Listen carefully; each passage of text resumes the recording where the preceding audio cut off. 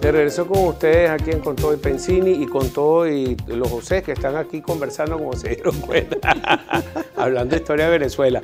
José Antonio Gil Yepes, bienvenido, director socio de Datanálisis, @José A. Gil Yepes, y saludo a la señora Nelly que te está viendo en su casa, que si no la llaman. Muchas gracias. Saludos, tía Nelly. ¿Cómo estás, José Antonio? ¿Cómo están las actividades? Muy bien, muy bien. Gracias por la invitación. Ok, sí, quería sobre todo invitarte para que me hicieras un análisis postelectoral de cómo fueron los números, cómo salieron y también cuál es tu opinión de Bueno, lo primero que quiero decir es que la entrevista anterior con José Toro Hardy fue decepción. Eso fue extraordinario. Muchas gracias. Excelente entrevista. ¿Verdad? Además, muy didáctico, además. Muy didáctico, muy organizado, muy claro. De verdad que fue una pieza extraordinaria. Bueno, ahora te tienes que lucir tú, al ruedo. Ahora me la pusieron difícil. Bueno, mira, el problema con las elecciones empieza por calcular cuántos participaron. Hay estimados de 17% con Exit Poll, que coincide con la ausencia pues, en las calles de gente y ausencias de cola. Hay estimados de 32%, que coincide con la proporción de los que decían muy dispuestos a ir a votar, que era 31,5%. Hay estimados de gente seria, que dice 40%, y hay un estimado del gobierno que dice 47%. De los que fueron a votar. De los que fueron a votar. Sobre Entonces con esas distancias entre esas estimaciones de participación, bueno, mira, oye, es una elección pues bastante inusual, incuestionable, pues. Después a eso sí se añade que el presidente sacó más votos que los demás, porque la gente de oposición decidió que no iba a votar. Lo que pasa, como dijimos aquí en un programa antes de eso, de ese evento, y después de no votar, ¿qué hago? Bueno, si la oposición estuviera cohesionada, pudiera estar sucediendo algo más contundente desde el punto de vista de los venezolanos y de lo que sucede en el suelo patrio. Pero lo único que sí está sucediendo es afuera de Venezuela. Correcto. En donde si sumamos el debilitamiento económico, el debilitamiento del gobierno y el debilitamiento de la oposición, que hoy en día está dividida en 4 o 5 frentes. Está la MUD, está el Frente Amplio, está el Grupo Falcón, está 20 Venezuela, está los que no están con nadie, y los que están en el exterior, sí, que entonces tienen una posición más fuerte pues, que muchos de los que están adentro. Y los partidos tradicionales, Acción Democrática, Primero Justicia, Voluntad Popular. Y los gobernadores de AD, por ejemplo, que es como otro grupo. Entonces tú tienes 4, 5, 6 grupos allá. Entonces nosotros nos estamos debilitando económica y políticamente. Ajá. Entonces, ¿y qué significa esas presiones internacionales del lado de Occidente y del lado de Oriente? Entonces tú tienes a una China, una Rusia, un Japón, una India, Irán, Turquía, Siria, diciendo no, sí, bueno, nosotros reconocemos al gobierno de Venezuela. Significa que nosotros estamos perdiendo soberanía. Nosotros estamos perdiendo la capacidad de determinar nuestro destino.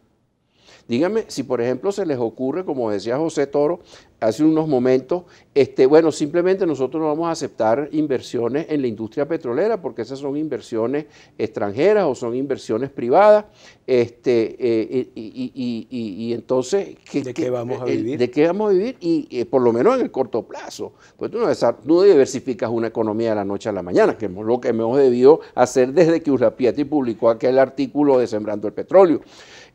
Pero como no lo hemos hecho, por el afán de concentrar el poder político y evitar que el empresariado se enriquezca, y ese es un defecto que ya tiene muchas décadas, que no solamente son 20 años, pues entonces, mira, Venezuela seguirá debilitándose y caería si no aceptamos esas inversiones y si la presión internacional no se interesa más por Venezuela, bueno, pues entonces nos caeríamos en un escenario que yo llamaría Haití. Pero fíjate una cosa, que tú eres recurrente con un tema y no me acuerdo, no sé cuándo escribiste tú el reto de las élites.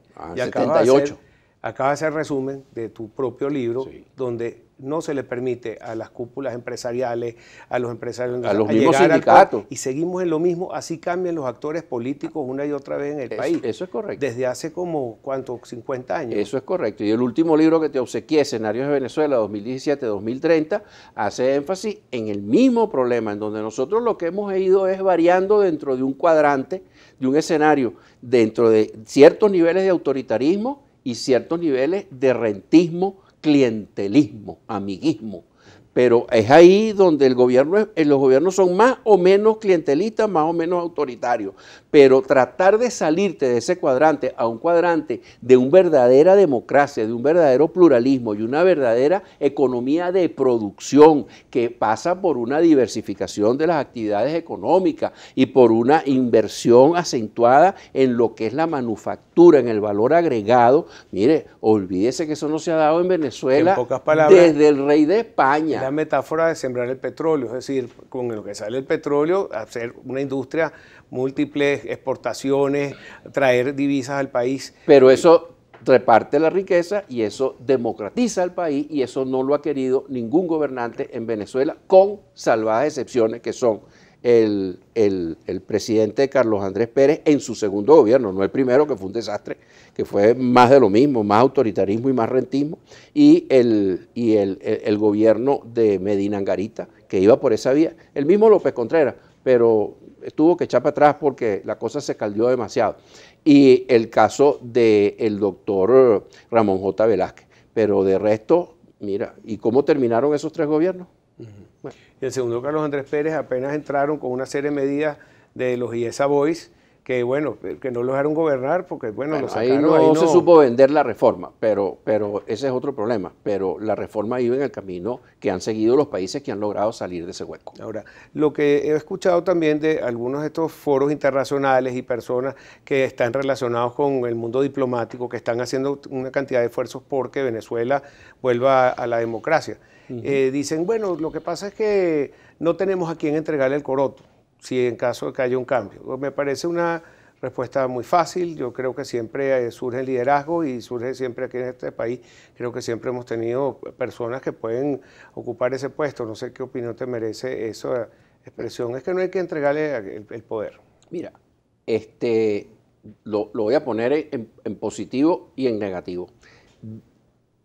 El planteamiento del Frente Amplio va directamente a responder al reto de las élites que planteamos en 1978. Es decir, nosotros nos tenemos que poner de acuerdo sobre qué país queremos y con qué instituciones lo vamos a construir.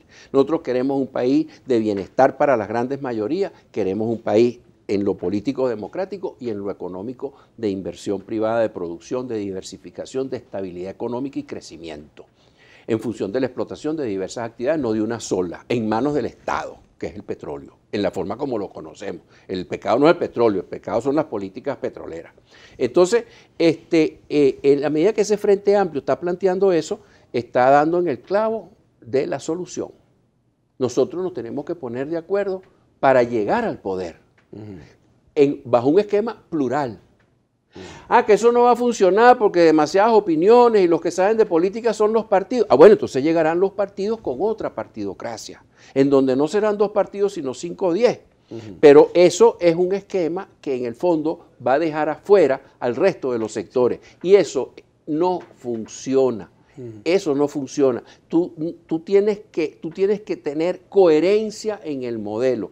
Para que vea, Chávez tuvo mucho más coherencia dentro de sus errores y de Maduro, sus errores son coherentes. Lo que les estorba son las elecciones y la democracia. Eso es lo que les estorba. Bueno, les estorba porque llegaron por esa ruta, no llegaron por la otra. Sí, o sea, entonces tenemos que ir a una pausa. Al regreso quería que, como te veo entusiasmado con el Frente Amplio, si crees que esa es la solución de que pueda unificar una nueva MUD.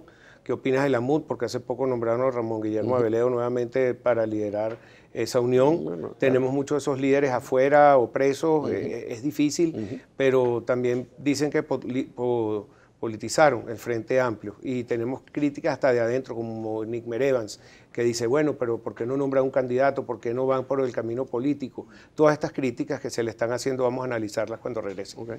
Gracias. Ya regresamos con ustedes aquí en Con Todo y Pensión.